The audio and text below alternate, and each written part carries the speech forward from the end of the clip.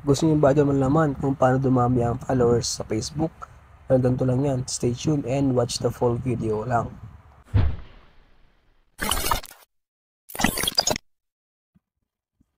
Okay, so hello mga lods. Welcome back again sa ating channel. So, for today's video, tuturo ko sa inyo kung paano nga ba dumami ang followers natin sa Facebook. So, hindi siya mahirap gawin, napakadali lang, okay? So, walang kahirap-hirap, ang need mo lang is yung mismong Facebook lang. Okay, wala ka ibang gagawin, wala ka ibang ina-download. Kundi yung mismong Facebook lang talaga ang kailangan natin dito. Okay? So, ayan.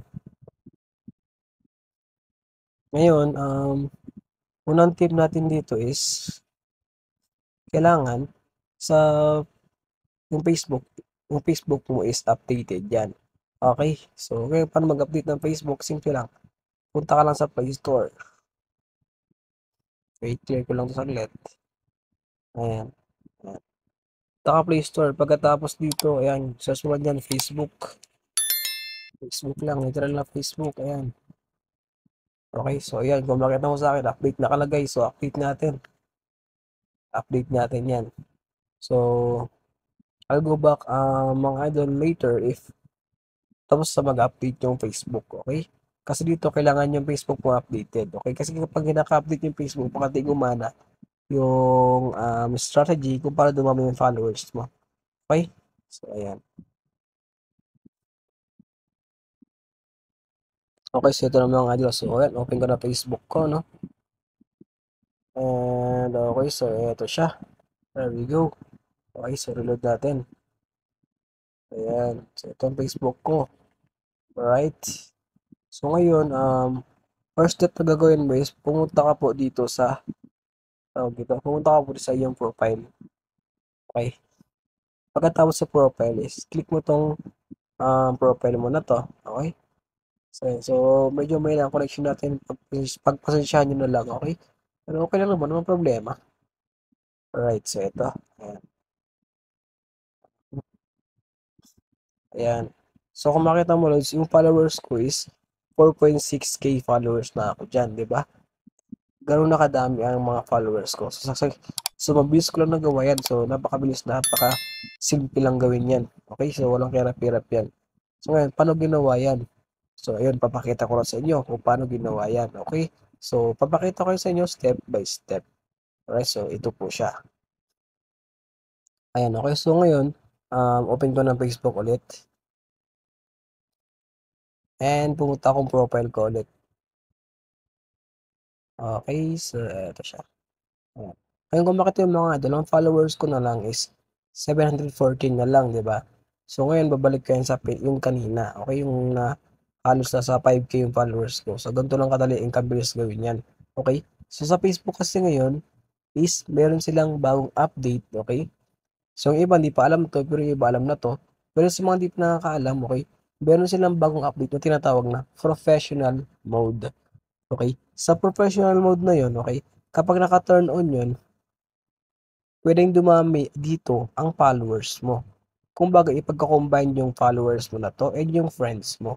Okay, so ganun kaganda kapag naka-turn on ng professional mode. So ngayon, paano ito-turn on? Paano nga ba gawin yun? Paano nga ba mag-turn on ng professional mode? So ganito lang, simple lang. Click mo lang to. Ayan, click mo yan. Pagkatapos dyan is, meron kang ditong turn on professional mode. Okay? So, ganun lang. Meron kang turn on professional mode.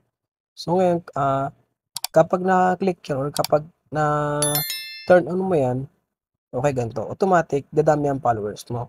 So, yan, ito. Basahin mo itong mga to. O nga pala, kapag isa sa mga benefits kapag naka-turn on ng professional mode, maliban sa dadami ang followers mo, is, pwede pa, tawag dito, pwede ka pa kumita sa mga content or sa mga, pag nag-post ka ng mga video, consistent ka mag-post sa mga videos, pwede ka kumita, okay? Kapag naka-professional mode ka.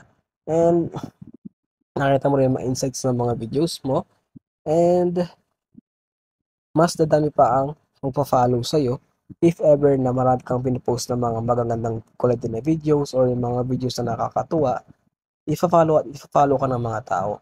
So, yun ang kagandahan kapag naka-turn on ng professional mode. So, hindi lang dadami ang followers mo, pwede ka rin dito kumita ng pera, okay? Once na turn on ka sa professional mode. Ayan, so, tara, turn on na natin ang professional mode natin. Let's go. Ayan. So, wait lang natin. Okay, so may na connection ko. Pasensya na. So, ayan. So, yan, naka-turn on na yan. Okay?